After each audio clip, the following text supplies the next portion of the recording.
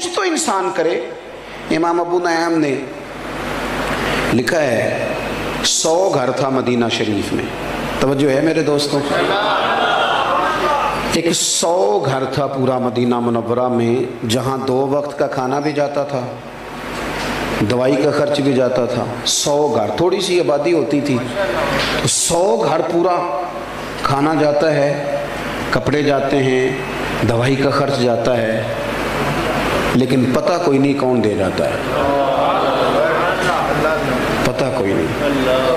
कोई नकाब पोश आता है, अगर उससे नाम पूछते हैं तो गुस्सा करता है, और सही वाला गुस्सा करता है। अगर कोई बात करते हैं तो नाराज हो जाता है, कहता है अगर आप नाम पूछा तो आऊँगा नहीं। 100 घर, और ये काम सालों चला, सालों। फिर अचानक ना कुछ दिन गुजरे तो वो खाना, वो चीज़ें आनी बंद हो गई। लोग एक दूसरे से पूछने लगे तेरे घर नहीं आता? नहीं, अब मेरे घर भी नहीं आता। तेरे यहाँ भी नहीं पहुँचा? नहीं। अब लोग एक दूसरे से तफसीलात लेते हैं, मालूमात करते हैं, कब से नहीं आया तेरे घर? उसने कहा 18 मुहर्रम से। तेरे घर कब से नहीं आया? 18 मुहर्रम से। तेरे घर कब से नहीं आया? अब देखो ना 18 मुहर्रम को क्या हुआ, जब लोगों ने तहकीक की तो पता चला 18 मुहर्रम को इमाम ज़ैनुल आबिदीन का इंतकाल हुआ।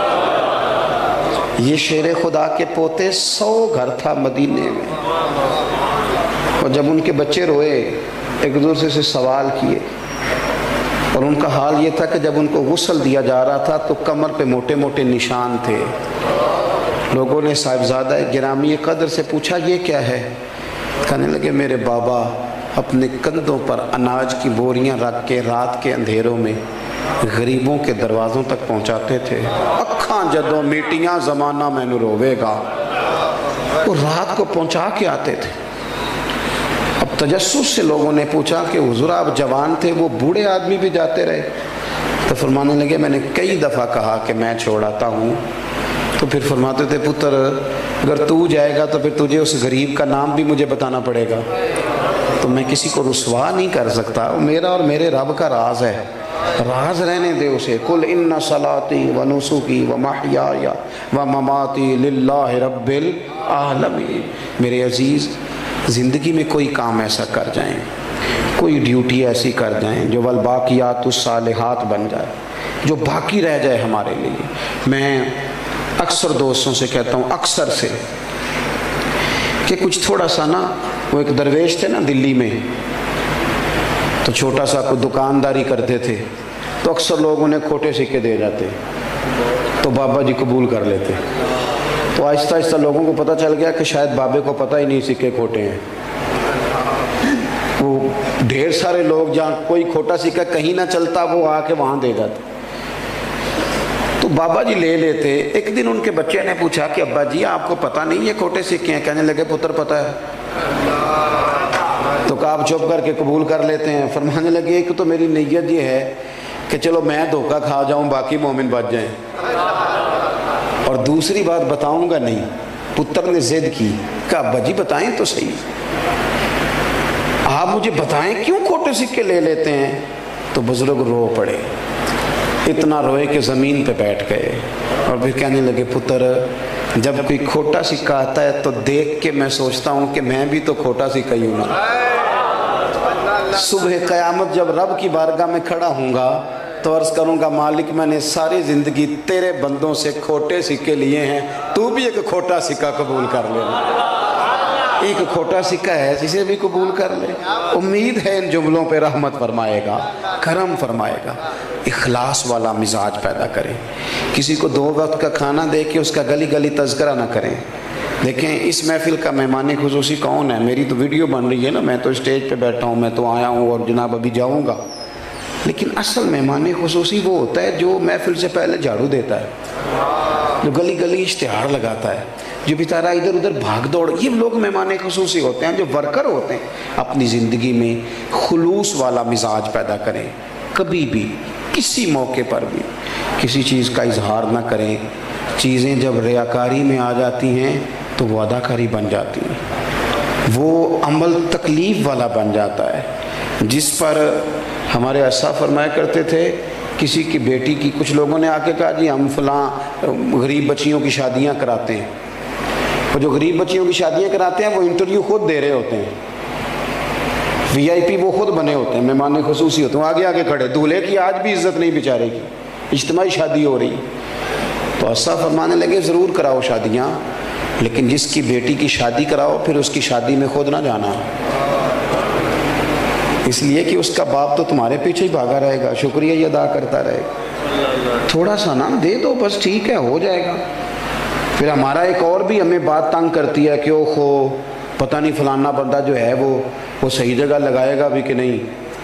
सच बताना, जो अल्लाह ने हमें दिया है हम उसके अहल थे, हमारे अंदर काबिलियत थी, जब उसने अपने फजल से दे दिया है तो हमें भी उसके बंदों की इतनी तफ्तीश तो नहीं ना करनी चाहिए जितनी कि हम करते हैं।